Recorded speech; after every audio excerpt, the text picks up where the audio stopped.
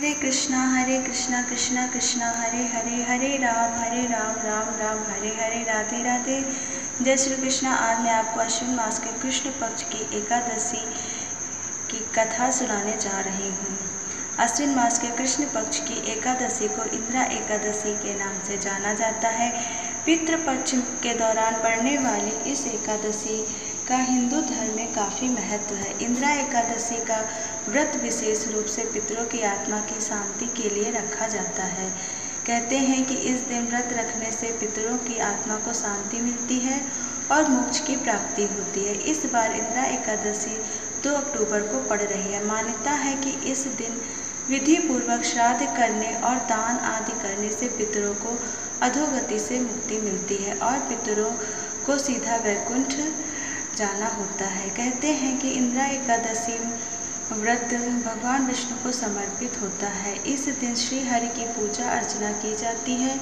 धार्मिक मान्यता है कि इस दिन व्रत और पूजन के साथ साथ व्रत कथा करने से वाजपेय यज्ञ का फल मिलता है। इंदिरा एकादशी के व्रत कथा का वर्णन स्वयं श्री कृष्ण ने महाभारत में कहा है। अब सुनते हैं एकादशी व्रत कथा। धर्मराज युधिष्ठिर कहने लगे कि हे भगवान, अश्विन कृष्ण एकादशी का क्या नाम है, इसकी विधि तथा फल क्या है, सो कृपा करके कहिए। भगवान श्री कृष्ण कहने लगे कि इस दिन एकादशी का नाम इंदिरा एकादशी है। यह एकादशी पापों को नष्ट करने वाली तथा पितरों को अधोगति से मुक्ति दिलाने वाली है। राजन, ध्यान पूर्वक इस कथा को सुनो। इसके सुनने से वाजपेय यज्ञ का फल मिलता है। प्राचीन काल में सतयुग के समय महिष्मति नाम की एक नगरी में इंद्रसेन नाम का एक प्रतापी राजा धर्मपूर्वक अपनी प्रजा का पालन करते हुए शासन करता था। वह राजा पुत्र, पौत्र और धन आदि से संपन्न और विष्णु का परम भक्त था। एक दिन जब राजा सुखपूर्वक अपनी सभा में बैठा था तो आकाश मार्ग से महर्षि नारद उतरकर उसकी सभा में आए। राजा उन्हें देखते ही हाथ जोड़कर खड़ा हो गया और विधि पूर्वक आसन व अर्घ्य दिया। सुख से बैठकर मुनि ने राजा से पूछा कि हे राजन, आपके सातों अंग कुशल पूर्वक तो हैं, तुम्हारी बुद्धि धर्म में और तुम्हारा मन विष्णु भक्ति में तो रहता है। देवर्षि नारद की ऐसी बातें सुनकर राजा ने कहा, हे महर्षि, आपकी कृपा से मेरे राज्य में सब कुशल है तथा मेरे यहाँ यज्ञ कर्मादि सुकृत हो रहे हैं। आप कृपा करके अपने आगमन का कारण कहिए। तब ऋषि कहने लगे कि हे राजन, आप आश्चर्य देने वाले मेरे वचनों को सुनो। मैं एक समय ब्रह्मलोक से यमलोक को गया। वहाँ श्रद्धापूर्वक यमराज से पूजित होकर मैंने धर्मशील और सत्यवान धर्मराज की प्रशंसा की। उसी यमराज की सभा में महान ज्ञानी और धर्मात्मा तुम्हारे पिता को एकादशी का व्रत भंग होने के कारण देखा। उन्होंने संदेशा दिया, सो मैं तुम्हें कहता हूँ। उन्होंने कहा है कि पूर्व जन्म में कोई विघ्न हो जाने के कारण मैं यमराज के निकट रह रहा हूँ। सो हे पुत्र, यदि तुम अश्विन कृष्ण इंदिरा एकादशी का व्रत मेरे निमित्त करो तो मुझे स्वर्ग की प्राप्ति हो सकती है। इतना सुनकर राजा कहने लगा कि हे महर्षि, आप इस व्रत की विधि मुझसे कहिए।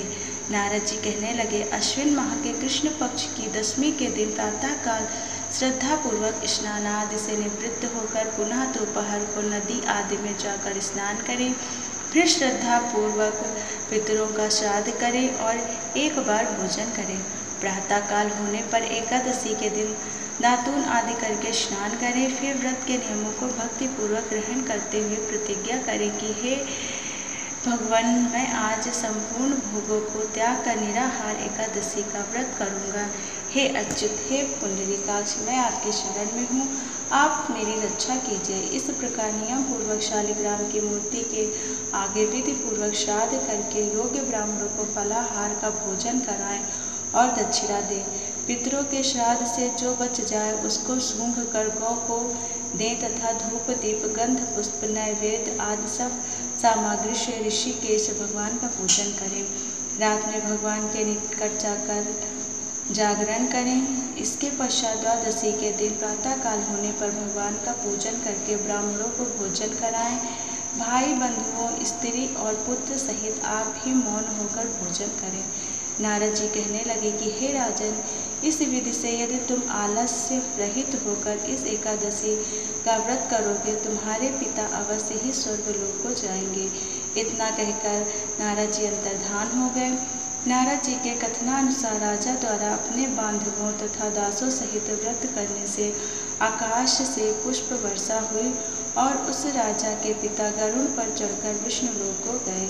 राजा इंद्रसेन भी एकादशी के व्रत के प्रभाव से निष्कंटक राज्य करके अंत में अपने पुत्र को सिंहासन पर बैठाकर स्वर्गलोक को गए।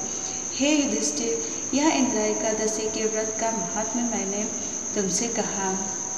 इसके पढ़ने और सुनने से मनुष्य सब पापों से छूट जाता है और सब प्रकार के भोग को भोग कर वैकुंठ को प्राप्त होते हैं।